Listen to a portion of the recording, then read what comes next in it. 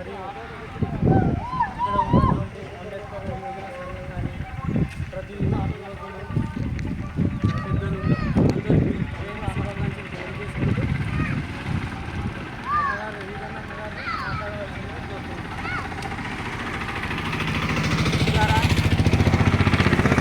Doctor BR Ambedkar గారి 134వ జయంతి సందర్భంగా విచ్చేసినటువంటి గ్రామస్తులందరికీ, అదేవిధంగా పెద్దలకు, యువతకు అందరికీ తెలంగాణ రైతు సంఘం జోగులాంబ గద్వాల జిల్లా నుంచి ప్రత్యేక ధన్యవాదాలు తెలియజేస్తూ, ఈరోజు మనకు ఒక శుభదినం అని ప్రతిసారి చెప్పుకుంటూ ఉన్నాం. కానీ మన పద్ధతులు మాత్రం మారలేదు. దేశంలో ఇప్పటికే అనేక సమస్యలతో కొట్టుమిట్టాడుతోంది మన దేశం. డాక్టర్ బిఆర్ అంబేద్కర్ గారు ఇచ్చినటువంటి రాజ్యాంగాన్ని చెదలు పట్టే విధంగా చేస్తున్నటువంటి కొంతమంది వ్యక్తులను మనం చూసి చూడనట్టు పోతా ఉన్నాం.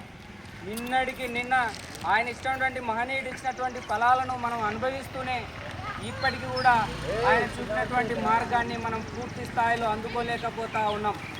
రాజ్యాంగాన్ని తీసేస్తామని చెప్పేసి అంటూ ఉన్నారు. రాజ్యాంగాన్ని తీసేస్తే మన బతుకులు మళ్ళీ గతంలో ఉన్నటువంటి స్వాతంత్రానికి ముందున్నటువంటి అవతారాలని మళ్ళీ ముడ్డికి మూతికి చీపురు కట్ట అనేటువంటి పద్ధతిలో మనం పోవాల్సి వస్తుంది.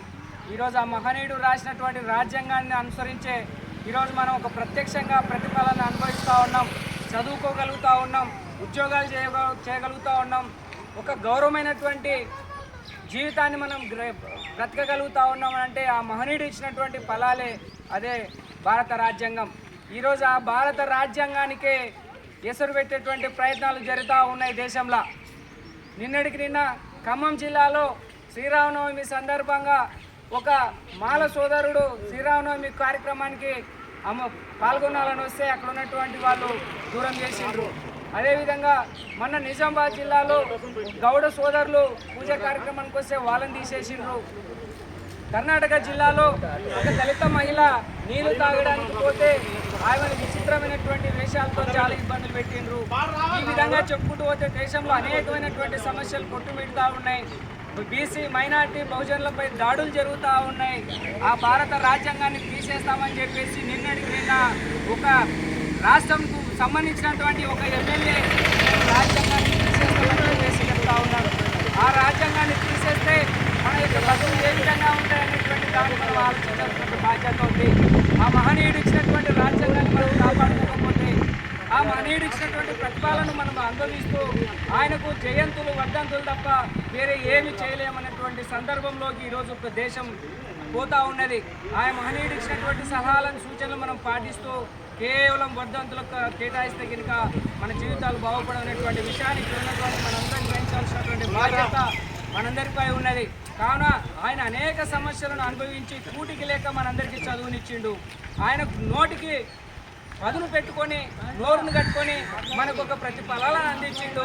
తన భార్య, పిల్లలు చనిపోతే కూడా నాకు ఏమైనా పర్వాలేదు కానీ నా జాతి బిడ్డలు బలంగా ఉండాలని చెప్పేసి ఆ మహనీయుడు ఇచ్చినటువంటి రాజ్యాంగాన్ని మనకిస్తే మనం ఈరోజు చూసి చూడనట్టు పోతూ ఉన్నాం. అసమానతలు పెరిగిపోతూ ఉన్నాయి. ఇవన్నీ తగ్గించి ఒక స్థాయికి తెచ్చినప్పుడే మనం ఆయనకి ఇచ్చేటువంటి నిజమైన నివాళి అనేటువంటి విషయాన్ని మనం గ్రహించాలని చెప్పేసి కూడా ఈరోజు డాక్టర్ బిఆర్ అంబేద్కర్ గారి 134వ జయంతి సందర్భంగా మీ అందరికీ పిలుపునిస్తూ ఈ అవకాశం ఇచ్చినట్టు నాకు మీ అందరికీ కృతజ్ఞతలు తెలియజేస్తూ సెలవు తీసుకుంటున్నాను మిత్రులారా.